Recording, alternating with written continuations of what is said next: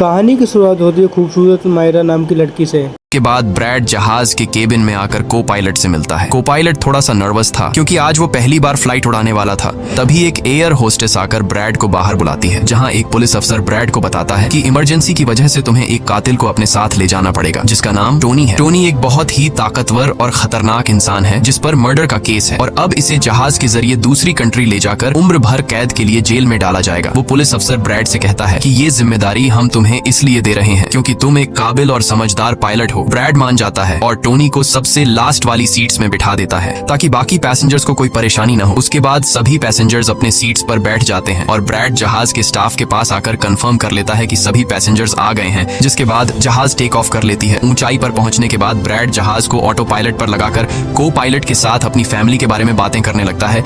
Bread को pilot को mobile में अपनी बेटी की फोटो दिखाता है और कहता है कि मैं अपनी बेटी से बहुत प्यार करता हूँ और हमारा इस दुनिया में एक दूसरे के अलावा और कोई भी नहीं है। दूसरी तरफ जहाज में बैठे पैसेंजर्स सफर को एंजॉय कर रहे होते हैं, लेकिन उन्हें पता नहीं था कि कुछ देर बाद उनके साथ बहुत ही बुरा होने वाला है। केबिन में बैठे दोनों पायलट्स भी खुश थे और जहाज भी नॉर्मल तरीके से फ्लाई कर रहा था, लेकिन तभी अचानक मौसम खराब हो गया और जहाज हल्के से झटके लेने लगा, जिस वजह से ब्रैड परेशान हो जाता है क्योंकि उसे कुछ ठीक नहीं लग रहा था। वो सभी मुसाफिरों को सीट बेल्ट बांधने के लिए अनाउंस करता है और रेडियो के जरिए वो कंट्रोल टावर से बात करने की कोशिश करता है, पर उसकी बात नहीं हो पाती क्योंकि मौसम खराब होने की वजह से यहाँ के सारे रेडियोज काम करना बंद कर देते हैं। तभी अचानक बिजली का तेज झटका प्लेन से आकर लगता है, जिस वजह से प्लेन जोर जोर से झटके लेने लगता है। ब्रैड पैसेंजर्स का हाल देखने के लिए केबिन से बाहर जाता है। पैसेंजर्स को देखकर ब्रैड को थोड़ा बहुत सुकून मिल जाता है क्योंकि सभी पैसेंजर्स सेफ थे, पर यहाँ अब धीरे धीरे लाइट बंद होती जा रही थी और तभी प्लेन को कई और झटके लगते हैं, जिससे ब्रैड का सिर सामने छत से टकराकर नीचे गिर जाता है और उसके माथे पर चोट लग जाती है। इस सूरत हाल को देखते हुए सभी पैसेंजर्स की हालत खराब होने लगी थी। ब्रैड जल्दी से वापस केबिन में आकर अपने साथी के साथ मिलकर प्लेन को संभालने में लग जाता है। ये उनके लिए काफी मुश्किल टाइम था। मौसम खराब होने की वजह से उन्हें आगे कुछ भी नहीं दिखाई दे रहा था। ब्रैड कहता है कि हमें प्लेन को नीचे लाना होगा क्योंकि अगर प्लेन को एक और झटका लगा तो प्लेन तबाह हो सकता है। ये लोग फौरन जहाज का अल्टीट्यूड कम करने लगते हैं और जहाज तेजी से नीचे की तरफ जाने लगता है। जहाज के अंदर मौजूद पैसेंजर्स काफी ज्यादा डरे हुए थे। तभी क्रिमिनल टोनी के साथ जो पुलिस अफसर आया होता है उसके हाथ से मोबाइल छूट जाता है। वो अपने मोबाइल फोन को उठाने के लिए अपना सीट बेल्ट खोल लेता है, जिसकी मदद करने के लिए एक एयर होस्टेस भी अपना सीट बेल्ट खोलकर आगे आती है। अब क्योंकि प्लेन तेजी से नीचे की तरफ जा रहा था, जिस वजह से उनका सीट बेल्ट खुलते ही ये दोनों तेजी से ऊपर छत से टकरा जाते हैं। ये दोनों इतनी तेजी से छत से टकराते हैं कि उनकी तुरंत मौत हो जाती है। इतने में जहाज काफी कम अल्टीट्यूड पर आ जाता है और किसी तरह करके ये दोनों पायलट जहाज को कंट्रोल कर लेते हैं, लेकिन अब जहाज में ज्यादा पावर नहीं बची होती, इसलिए ब्रैड जहाज को एयरपोर्ट तक नहीं पहुंचा सकता था, जिस वजह से ब्रैड जहाज को नीचे लाकर समंदर में क्रैश लैंड करने का सोचता है। लेकिन तभी ये दोनों कुछ दूर एक आइलैंड देख लेते हैं, जिसके बाद ब्रैड जहाज की डायरेक्शन आइलैंड की तरफ कर लेता है और आइलैंड पर लैंड करने का फैसला करता है। कई मुश्किलों के बाद ब्रैड इस आइलैंड पर मौजूद एक रोड पर फाइनली इमरजेंसी लैंड कर लेता है। लकीली इस इमरजेंसी लैंडिंग में सभी पैसेंजर्स सही सलामत होते हैं और किसी को भी चोट नहीं आती। तभी जहाज में पीछे शॉर्ट सर्किट होता है, जिससे देखकर ब्रैड खुश हो जाता है क्योंकि जहाज में अभी भी थोड़ी बहुत बिजली बची हुई थी। सभी पैसेंजर्स के जहाज से उतरने के बाद एक एयर होस्टेस कैप्टन ब्रैड को बताती है कि क्रिमिनल टोनी को ले जाने वाला पुलिस अफसर मारा गया है और एक एयर होस्टेस भी मारी गई है। ये सुनकर ब्रैड बहुत ज्यादा मायूस हो जाता है। दूसरी तरफ एयरलाइन कंपनी का मालिक देखता है कि उसका एक जहाज अचानक गायब हो गया है क्योंकि उसने प्लेन को लैंड होते हुए नहीं देखा था और काफी देर से रेडियो खराब होने की वजह से उसका पायलट से कांटेक्ट भी नहीं हो पा रहा था। इसीलिए वो एयरलाइन कंपनी का मालिक स्कार्सडेल नाम के एक रेस्क्यू एक्सपर्ट को बुलाता है, जो ऐसे लोगों को ढूंढने का काम करता है जो मुश्किल में कहीं फंसे हुए होते हैं। एयरलाइन कंपनी का मालिक उसे कहता है कि मुझे मेरे प्लेन्स की सारी डिटेल्स चाहिए, जैसे वो कहाँ गया, उसके वर्कर्स और सभी पैसेंजर्स कहाँ हैं। जिसके बाद रेस्क्यू एक्सपर्ट अपने काम पर लग जाता है। दूसरी तरफ सारे पैसेंजर्स इस सोच में थे कि हम यहाँ क्यों उतरे हैं। ब्रैड सभी पैसेंजर्स को इकट्ठा करके समझाता है कि इमरजेंसी की वजह से हमें यहाँ उतरना पड़ा। प्लेन में अभी भी थोड़ी बहुत बिजली मौजूद है, जिसे हम बाकी चीजों को ठीक कर लेंगे। तब तक आप लोग यहाँ आराम से रहें और आप लोग घबराइएगा नहीं, बहुत जल्द हम यहाँ से निकल जाएंगे। जिसके बाद ब्रैड प्लेन के पास आकर उसे ठीक करने में लग जाता है, पर वो देखता है कि जहाज में पावर काफी कम है, इसलिए उन्हें मदद का इंतजार करना होगा। ये लोग मैप निकालकर खुद ही अपनी लोकेशन देखने लगते हैं ताकि उन्हें पता चल सके कि आखिर ये लोग किस जगह पर हैं। ब्रैड का साथी को पायलट नक्शा नक्शा देखकर बताता है कि हम एक प्राइवेट आइलैंड पर फंसे हुए हैं। ये जगह बहुत ही खतरनाक है। यहाँ पर ऐसे लोग हैं जो किसी सरकार या गवर्नमेंट की बात नहीं मानते। अगर इन लोगों ने हमें पकड़ लिया तो हमारी जान खतरे में पड़ सकती है और हमारी गवर्नमेंट भी हमें नहीं बचा पाएगी। ये सुनकर ब्रैड कहता है कि अब कहीं से भी करके हमें अपनी रेस्क्यू टीम को यहाँ पर बुलाना ही होगा ताकि वो आकर हम सबको बचा ले, क्योंकि यही एक रास्ता है यहाँ से निकलने का। जिसके बाद ये दोनों मदद बुलाने के लिए रेडियो ठीक करने लगते हैं, लेकिन आसमानी बिजली के टकराने से रेडियो बिल्कुल खराब हो चुका था। अब ब्रैड सभी पैसेंजर्स के पास आकर उन्हें बताता है कि किसी खराबी की वजह से रेडियो काम नहीं कर रहा, लेकिन आप सब परेशान मत हो। ब्रैड उन्हें तसल्ली देता है कि हम आइलैंड के दूसरी साइड पर जाकर रेडियो को ढूंढेंगे और कंट्रोल टावर को अपनी लोकेशन बताकर रेस्क्यू टीम को यहाँ पर भेजने के लिए कहेंगे, जो आकर आप सब लोगों को बचा लेंगे। और यहाँ ब्रैड एक बहुत बड़ा कदम उठाता है। वो कहता है कि मेरे साथ टोनी जाएगा। ये कहकर वो टोनी की हथकड़ी खोल देता है। यहाँ ब्रैड जहाज के कोपायलट से कहता है कि तुम जहाज की पावर को रिपेयर करने के काम पर लग जाओ। मैं जल्द ही किसी भी कॉन्टैक्ट के जरिए रेस्क्यू टीम को यहाँ तक लाने की कोशिश करूंगा। जिसके बाद टोनी और ब्रैड रेडियो ढूंढने के लिए जंगल की तरफ निकल पड़ते हैं। रास्ते में टोनी ब्रैड को उस पर भरोसा करने के लिए थैंक्स कहता है। अब हम इस आइलैंड पर रहने वाले आतंकवादी ग्रुप को देखते हैं, जिनके पास एक आदमी दौड़ कर आता है और वो आदमी उस ग्रुप के लीडर को बताता है कि यहाँ आइलैंड पर एक प्लेन आकर रुका है इमरजेंसी की वजह से और उसके अंदर बहुत सारे लोग हैं जो अलग अलग कंट्रीज से हैं। ये सुनकर ग्रुप का लीडर उस आदमी को कुछ पैसे देता है और ग्रुप का लीडर अपनी टीम से तैयार होने को कहता है। आइलैंड के जंगल में ब्रैड और टोनी आगे बढ़ रहे होते हैं। टोनी ब्रैड से पूछता है कि तुमने मुझे आजाद क्यों किया और अब मुझे कहाँ लेकर जा रहे हो? तब ब्रैड उसे कहता है क्योंकि मैं तुम्हारी वजह से सबको खतरे में नहीं डाल सकता और यहाँ एक खतरनाक आतंकवादी ग्रुप है जिसका मेरे साथ मिलकर तुम्हें सामना करना है। तब टोनी ब्रैड से कहता है कि मैं एक मिलिट्री बैकग्राउंड से हूँ और मैं यूएस मिलिट्री में कई साल ड्यूटी कर चुका हूँ। कुछ ही देर में पीछे से टोनी की आवाज आनी बंद हो जाती है। जब ब्रैड पीछे मुड़कर देखता है तो टोनी वहाँ नहीं था। वो ब्रैड से अपनी जान छुड़ाकर भाग चुका था और अब ब्रैड अकेले ही जंगल में आगे निकल पड़ता है। जंगल में आगे बढ़ते हुए ब्रैड एक खाली पड़ी फैक्ट्री में जाता है जहाँ वो एक टेलीफोन को ढूंढ लेता है, लेकिन वो पुराने जमाने का टेलीफोन खराब पड़ा हुआ था। जिसके बाद ब्रैड साइड पर लगे उस टेलीफोन के तार जोड़ने लगता है और टेलीफोन काम करने लग जाता है। ब्रैड जल्दी से कंपनी के हेल्पलाइन पर कॉल करता है। ब्रैड हेल्पलाइन को अपनी लोकेशन और सब कुछ बता देता है, लेकिन लाइन में कोई गड़बड़ी होने की वजह से सामने वाले इंसान तक उसकी आवाज ठीक से नहीं पहुंच रही होती, जिस वजह से हेल्पलाइन वाले ब्रैड की कॉल काट लेते हैं। तब ब्रैड को एक आइडिया आता है। वो अपनी बेटी को कॉल करता है और उसे अपनी लोकेशन और बाकी सारी चीजें एक पेपर पर लिखकर उसके ऑफिस तक पहुंचाने को कहता है। तभी बातचीत के दौरान पीछे से एक आदमी आकर ब्रैड पर हमला कर देता है,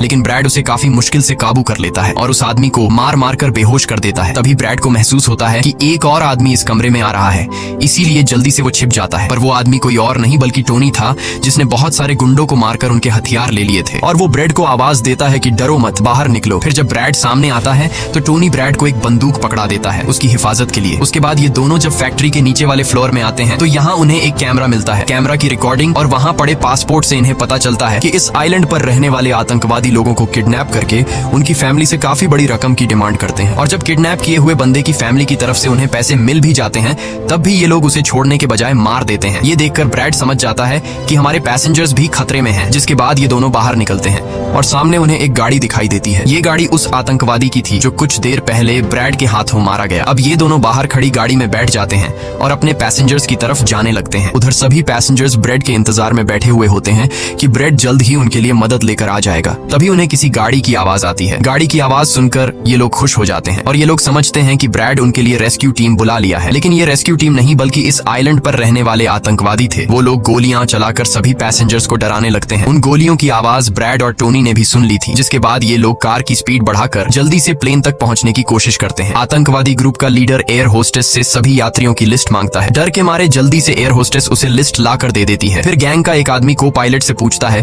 कि तुम्हारा सीनियर पायलट कहाँ पर है, जिस पर को पायलट बताता है कि किसी काम से वो जंगल में गया था पर अभी तक वापस नहीं आया। तभी वहाँ पर ब्रैड और टोनी भी पहुंच जाते हैं, लेकिन ये दोनों चुपके से दूर से इन लोगों को देख रहे होते हैं। इसी दौरान एक औरत वहाँ से भागने की कोशिश करती है पर वो लोग गोली चलाकर उसे मार देते हैं। ये देखकर ब्रैड उनकी मदद करने के लिए जाता है पर टोनी उसे रोक लेता है और टोनी कहता है कि तुम शांत रहो, अभी जाना ठीक नहीं। गैंग का लीडर सभी पैसेंजर्स को एक बस में बैठा लेता है और गैंग का लीडर अपने दो साथियों को वहीं छोड़कर उनसे कहता है कि जाओ, जहाज के अंदर जो भी कीमती सामान है उसे ले आओ। जिसके बाद ये लोग सभी पैसेंजर्स को अपने अड्डे पर ले जाने लगते हैं।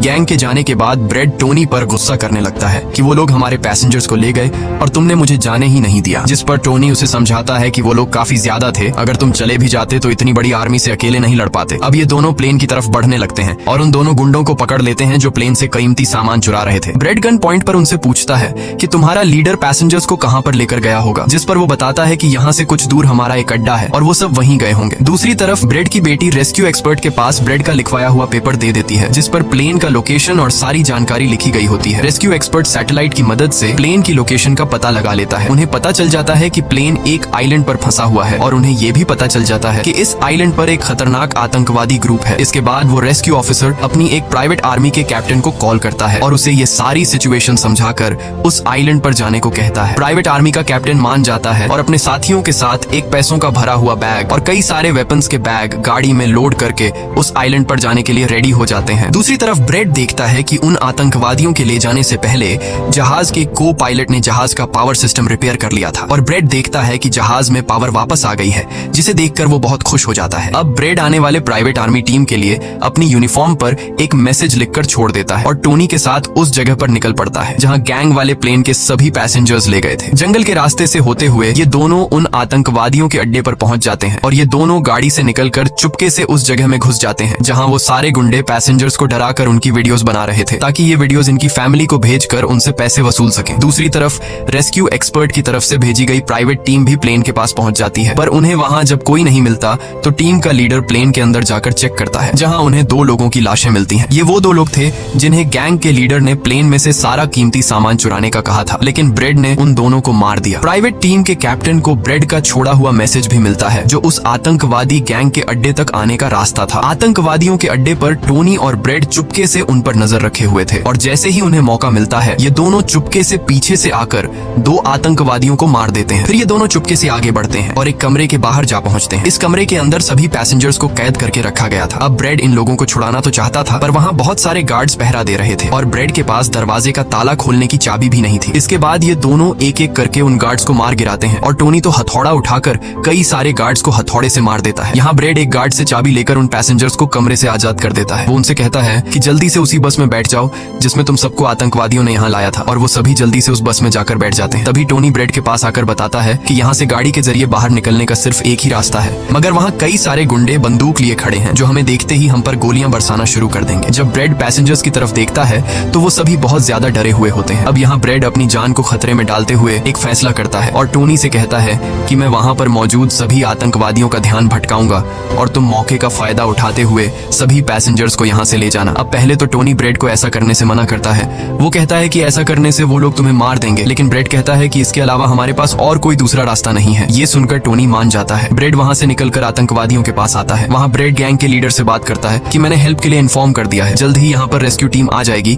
इसलिए सभी पैसेंजर्स को यहाँ से जाने दो। ये सुनकर सभी गैंग वाले ब्रेड पर हंस पड़ते हैं और ब्रेड को पीटने लग जाते हैं। गैंग का हेड कहता है कि ऐसे कैसे छोड़ दूं, पैसों के बिना मैं किसी को नहीं छोड़ता। और अब जैसे ही ये लोग ब्रेड को मारने वाले होते हैं तभी वहाँ पर प्राइवेट रेस्क्यू टीम पहुंचकर आतंकवादियों पर हमला कर देती है और काफी देर तक गोलीबारी करने के बाद गैंग के कई सारे लोगों को मारकर वो ब्रेड को छुड़ा लेते हैं और ब्रेड को बस में उठाकर यहाँ से निकल जाते हैं। यहाँ गैंग का लीडर देखता है कि उसके कई सारे साथियों के साथ उसका छोटा भाई भी मारा गया। ये देखकर वो बहुत ज्यादा गुस्सा हो जाता है और कसम उठाकर कहता है कि वो इन लोगों में से एक को भी नहीं छोड़ेगा और सभी को चुन चुन कर मारेगा। इसके बाद वो अपनी टीम से कहता है कि जल्दी से तैयारी कर लो, हम जल्द ही इन लोगों को मारने के लिए निकलेंगे। बस में प्राइवेट टीम का कैप्टन सभी को बताता है कि हम बस 5 लोगों की छोटी सी एक प्राइवेट टीम है जो बस तुम्हें यहाँ बचाने के मिशन पर आए हैं और हम कोई रेस्क्यू टीम नहीं है। रेस्क्यू टीम को यहाँ आने में कुछ टाइम और लगेगा। ये सुनकर ब्रेड घबरा जाता है और कहता है कि हमारे पास टाइम नहीं है क्योंकि गैंग वाले जल्द ही हमारे पीछे आएंगे और हमें देखते ही मार डालेंगे। पर मेरे पास एक आइडिया है। जहाज के पास पहुंचते ही ब्रेड सभी पैसेंजर्स से कहता है कि जहाज में पावर वापस आ चुकी है, यानी अब जहाज स्टार्ट हो जाएगा और हम लोग फौरन यहाँ से निकल जाएंगे, इसलिए आप सब लोग जल्दी से जहाज में बैठ जाओ क्योंकि हम रेस्क्यू टीम का इंतजार नहीं कर सकते। उन्हें यहाँ आने में वक्त लगेगा और अगर हम यहाँ रुके तो उन आतंकवादियों के हाथों मारे जाएंगे। ये सुनकर सारे लोग प्लेन में बैठ जाते हैं जबकि ब्रेड प्लेन की तमाम चेकिंग करने में लग जाता है और प्राइवेट टीम के लोग पहले से आने वाले खतरे के लिए तैयार बैठ जाते हैं। तभी अचानक वो आतंकवादी ग्रुप आकर उन पर हमला कर देता है, जिन्हें देखकर प्राइवेट टीम उन्हें रोकने में लग जाती है और यहाँ दोनों तरफ से काफी गोलीबारी होती है। पर इस प्राइवेट टीम के पास काफी अच्छी गन्स थी जिस वजह से वो बहुत सारे गुंडों को मार देते हैं। ब्रेड जल्दी से प्राइवेट टीम के लीडर को बताता है कि मैं अगले 5 मिनट बाद जहाज को स्टार्ट करने वाला हूँ और तुम सब भी जल्दी से जहाज में चढ़ जाना। इसके बाद ब्रेड टोनी के पास जाता है और उसका शुक्रिया अदा करता है कि तुमने मेरे इतने मुश्किल वक्त में साथ दिया। ब्रेड खुद को गोलियों से बचाते हुए अंदर जहाज में आकर अपने केबिन में बैठ जाता है और अपने साथी को पायलट के साथ मिलकर प्लेन को स्टार्ट करने में लग जाता है। उधर टोनी के पास गोलियां खत्म हो जाती हैं और जब वो बुलेट्स ढूंढने के लिए प्राइवेट टीम का बैग चेक करता है तो उसे वहां पैसों से भरा हुआ एक बैग मिलता है, लेकिन इस वक्त टोनी पैसों को छोड़कर दूसरी बैग से गोलियां निकालकर दोबारा आतंकवादियों से लड़ने लगता है। यहाँ तब तक ब्रेड भी प्लेन को राइट साइड पर घुमा देता है। अब प्राइवेट टीम के सोल्जर्स पैसेंजर्स भी एक एक करके जहाज में चढ़ने लगते हैं और टोनी उन्हें कवर फायर देता है। पावर आने की वजह से रेडियो भी काम करने लग जाता है। अब ब्रेड को प्लेन कंपनी का मालिक बताता है कि मैं तुम्हें कोई सुरक्षित जगह बता दूंगा जहां तुम जा सकते हो। अब सभी लोग जहाज में चढ़ जाते हैं पर टोनी नहीं चढ़ता। वो पैसों से भरा बैग लेकर वहां से भागने लगता है, क्योंकि अगर वो इनके साथ प्लेन में वापस गया तो पुलिस वाले उसे फिर से पकड़कर जेल में डाल देंगे। गैंग का लीडर अपने साथियों को मरता हुआ देखकर गुस्से से पागल हो जाता है। वो प्लेन के सामने रॉकेट लॉन्चर लाकर उन्हें एक ही झटके में उड़ाने का सोचता है, लेकिन सही टाइम पर टोनी उसे देख लेता है। अब टोनी जल्दी से बंदूक उठाकर उसे शूट करके मार देता है और सभी लोगों की जान बचा लेता है। ये देखकर ब्रेड टोनी के इस काम से बहुत खुश हो जाता है और ब्रेड अपनी पूरी ताकत लगाकर प्लेन उड़ाने में कामयाब हो ही जाता है। ये देखकर टोनी सभी पैसेंजर्स और ब्रेड के लिए खुश होता है और पैसों का भरा हुआ बैग लेकर जंगल की तरफ भाग जाता है। ब्रेड जहाज को इस आइलैंड से दूर ले जाता है और जहाज का मालिक उसे एक एयरपोर्ट के बारे में बताता है जहां ये लोग जा सकते थे, जो अब इनके काफी करीब था। ब्रेड एयरलाइन कंपनी के मालिक की बताई हुई जगह की तरफ जहाज को ले जाता है, लेकिन तभी एक बार फिर जहाज के इंजन में आग लग जाती है और जहाज तबाह होने लगता है। इसलिए ब्रेड दोबारा से इमरजेंसी वार्निंग ऑन करता है और धीरे धीरे जहाज को नीचे रनवे पर लाने की कोशिश करता है। फाइनली बड़ी मुश्किल के बाद ब्रेड जहाज को रनवे पर उतार देता है और सब लोगों की जान बच जाती है। ब्रेड और उसका साथी को पायलट काफी खुश हो जाते हैं। उधर प्लेन कंपनी का मालिक और उसकी टीम भी बेहद खुश थी। अब ब्रेड पैसेंजर्स का हाल देखने के लिए पीछे जाता है तो वो देखता है कि सभी पैसेंजर्स सेफ हैं और ये देखकर उसके दिल को सुकून मिल जाता है। वहाँ खड़े सभी पैसेंजर्स ब्रेड के लिए तालियां बजाने लगते हैं और ब्रेड का शुक्रिया अदा करते हैं। कुछ ही देर में वहाँ उनके लिए रेस्क्यू टीम भी आ जाती है, जिसे देखकर सभी पैसेंजर्स खुश हो जाते हैं। यहाँ ब्रेड सभी पैसेंजर्स को रेस्क्यू टीम के साथ भेज देता है और कैप्टन फाइनली सुकून की सांस लेते हुए जहाज की सीढ़ियों पर बैठकर अपनी बेटी से कॉल पर बात करता है। इसी के साथ ये कहानी खत्म हो जाती है। अगर आपको वीडियो अच्छी लगी हो तो हमारे चैनल को सब्सक्राइब और वीडियो को लाइक जरूर कीजिएगा।